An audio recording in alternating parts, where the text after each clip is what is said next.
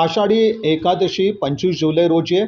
या अनुषंगानं मानाच्या पालख्या 16 जुलैपासून सोलापूर जिल्ह्यात प्रवेश करतात. त्यावेळी त्यांचा मुक्काम रिंगण विसाव्याच्या ठिकाणी तसंच रस्ते मार्गावर त्यांना कोणत्याही प्रकारची अडचण येणार नाही याचा समन्वय साधण्यासाठी प्रत्येक मानाच्या पालखीसाठी एका नोडल अधिकाऱ्याची आणि त्यांना सहाय्यक अधिकाऱ्यांच्या नियुक्त्या केलेल्या आहेत.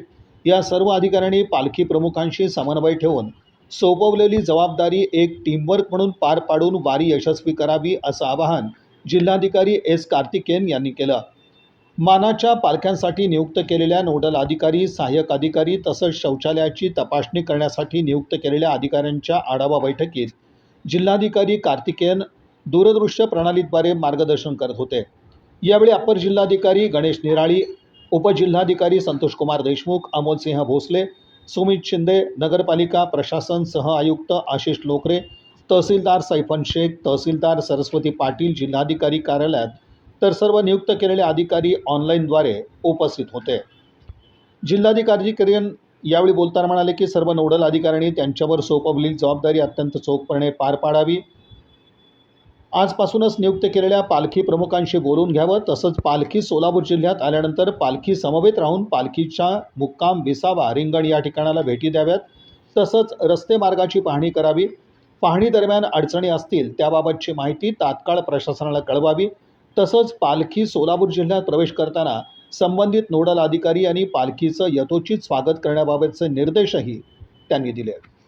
तिसऱ्या मुक्कामाला जाणार आहे आणि दुसऱ्या मुक्कामाच्या ठिकाणी वेगळी शौचालय व्यवस्था आहे. अशा प्रकारे 2 युनिट आहेत त्यांची.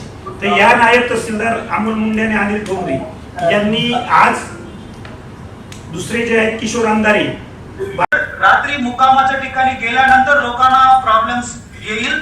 येणार पहाटे प्रवास सुरू करण्याच्या अगोदर थोडा प्रॉब्लेम्स येऊ शकते. हे 2 टाइम खूप महत्वाचे आहे, सकाळी आणि एकदम रात्री संध्याकाळी मुक्कामाच्या ठिकाणी पोहोचल्यानंतर त्या ठिकाणी शौचालय उभारलेली आहेत का आणि व्यवस्था ती वेळेला लागलेली आहे का, त्याच ठिकाणी पुरवलेली शौचालय या ठिकाणी पूर्णपणे स्वच्छ वापरण्यायोग्य आहे का आणि दुसऱ्या मुक्कामाच्या ठिकाणी वेगळी शौचालय व्यवस्था आहे. अशा प्रकारे 2 युनिट आहेत त्यांची.